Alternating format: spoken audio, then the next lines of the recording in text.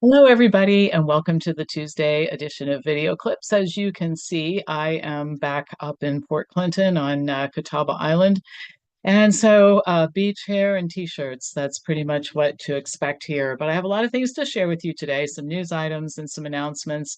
I want to remind everybody the Diet Lifestyle Intervention course starts tomorrow. This is the 15-module course that is so popular both for consumers and for health professionals. It's part of our professional development course.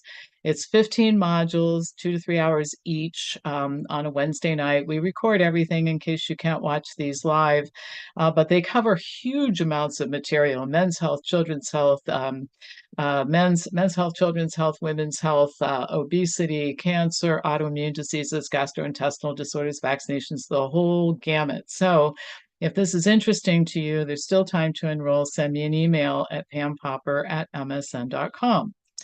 All right, so I get really good feedback when I do videos that include some subscriber correspondence. And I think the reason is, first of all, it lets you know I'm reading your stuff that you send me.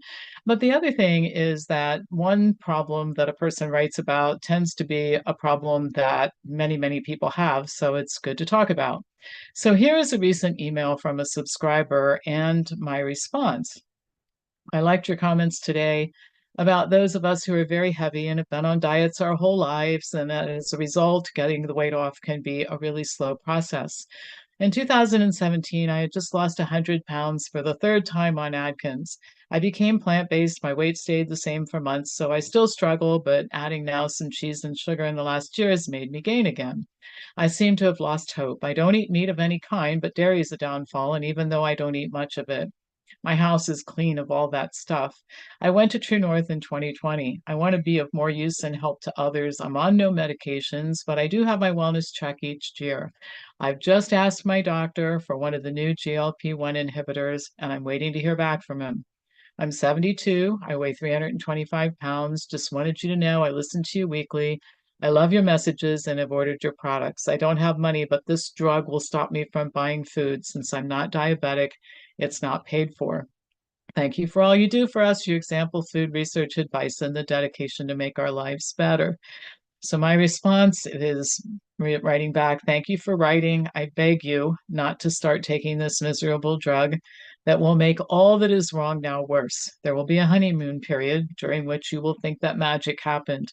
The weight is falling off and you don't care about food or eating, but you'll lose muscle mass, which will lower your metabolic rate even more. When you stop taking this drug, either because you have to due to side effects such as stomach paralysis, or because you figure out that you'll have to mortgage your house to stay on it for life, the rebound weight gain will be worse than with every other thing you've tried. However awful and worse it is right now, think about 10 times worse and you'll be lucky if it's only that. This is a solvable problem if you want to solve it.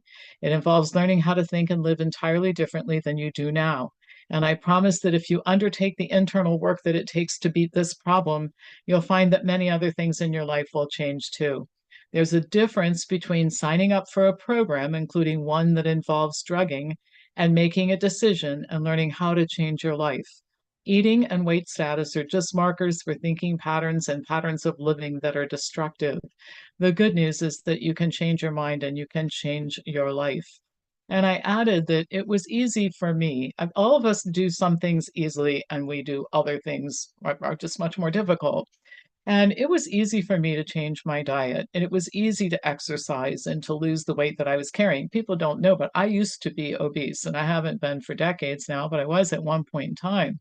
So, having said that, it's been very difficult for me to tackle some of the other issues in my life. I've struggled a lot with many, many things. I'm 67 years old, and anybody who's been around as long as I have will tell you that they've overcome a whole lot of things, including my own self-destructive thinking patterns. That I was fortunate to have a good friend who mentored me through a lot of growth and development. And I'm a happy, productive person loving life right now, but it wasn't always that way. So these are some of the concepts we talk about in Winner's Circle. And so many of you have written asking if I would please do another Winner's Circle, that I'm going to start one at the end of the year with like a bonus session for how to do better through the holidays. And then the 8-class series will start in January because so many people want to do it.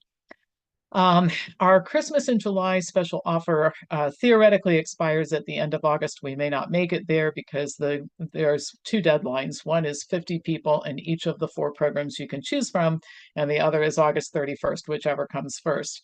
The four programs you can choose from are, and then I'll tell you how you qualify, are you can do Optimal Life and Health with Pam Part 1 or Part 2, or Common Conditions, Causes, and Treatments Part 1 or Part 2, covering all kinds of things like fibromyalgia and chronic fatigue and migraines and headaches and kidney stones and all kinds of things that you guys have asked me to talk about, and I haven't done much with in workshops like this. You purchase a 1600 a 6-month supply of smoothie mix, and you get 2.5 times that in credit. So you can pick two out of the four, buy a year's worth of smoothie mix, and you can take all four. So again, we're getting close, dangerously close to that sold out point. So we may not make it to August 31st. So if you're interested in that, let me know. Send me an email. I will send you details. All right, so I want to talk about aspirin today because it's important. It seems like an innocuous drug, and certainly there's nothing the matter with taking an aspirin for an occasional headache. But here's the thing: we have been advising people for decades not to take daily aspirin to prevent heart attack or stroke. The reason is that, like so many common recommendations, the risks are significantly greater than the benefits. Now, the medical profession and medical associations and nonprofits are slow to change course in response to evidence, but giving credit where credit is due, they're doing it with aspirin. It started in 2019. The American College of Cardiology and the American Heart Association changed their guidelines, which now include this statement: aspirin should be used infrequently in the routine primary prevention of cardiovascular disease because of lack of net benefit. The U.S. Preventive Services Task Force issued similar recommendations in 2022. For adults age 40 to 59 with 10% or greater CVD risk, evidence indicates that the net benefit of aspirin use in the group is small. For adults 60 and older, the USPSTF recommends against initiating low-dose aspirin for the primary prevention of cardiovascular disease in adults 60 or older. The healthcare industry is slow to change course, and consumers can be even slower. According to an analysis published just in June of this year, 18.5 million adults aged 60 and older who do not have cardiovascular disease were taking a daily aspirin. About 3.3 million of these people were taking the aspirin without even a doctor's recommendation, likely in response to incessant advertising by companies like Bayer, which continue to promote taking aspirin as a strategy for preventing cardiac events in their commercials. The main risks associated with aspirin use are bleeding. One meta-analysis showed that taking aspirin did not reduce events like myocardial infarction, stroke, ischemic stroke, or all-cause mortality, but did increase the risk of hemorrhagic stroke and resulted in a 62% increase in bleeding events. Another study showed that daily aspirin increased the risk of new-onset heart failure. People who take other blood-thinning drugs like ibuprofen, naproxen, warfarin have an even bigger risk of adverse events. And when used with some common dietary supplements like ginger, garlic, and turmeric, aspirin can increase bleeding events as well.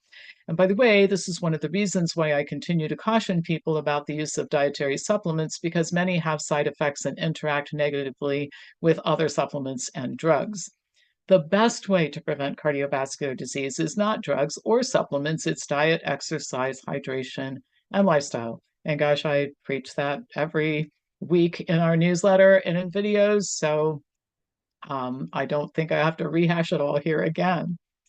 All right, one more announcement and just a little bit of news after that. Business training for health professionals starts September 16th. This will teach people who are in practice or want to be in practice for themselves how to develop a profitable practice, how to deliver and develop and deliver effective seminars, plan and promote events, develop educational materials, basic communication and sales skills, everything you need to be able to do what I do every day. We're successful at Wellness Forum. We're proud of it. We can teach you how to do it in your practice too. And then last thing, kind of related to what we talked about before, Winner's Circle. Our cancer campaign will start our Prevent Cancer campaign, I should call it, starts every year after Labor Day. And we have a 6-week period of time during which you can sign a pledge to prevent cancer, and you get to participate in a free workshop on cancer. And we're going to incentivize you to give you lots of points if you get other people to sign the pledge as well. And these points will not only be available for use with online courses and conference tickets like they have been in the past, but can help you pay for Winner's Circle as well. So costs nothing to sign up. So watch for an announcement. It'll be either next week or the week after, right before Labor Day. We'll tell you about it.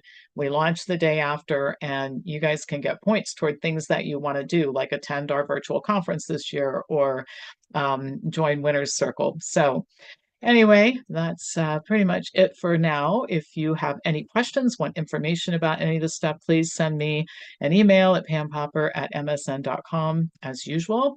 Pass this on to anybody else who you think would enjoy watching it, and I'll be back to you on Thursday with more news, dressed up a little bit more and in my home office instead of my beach desk. All right, have a great day, and thanks again for watching.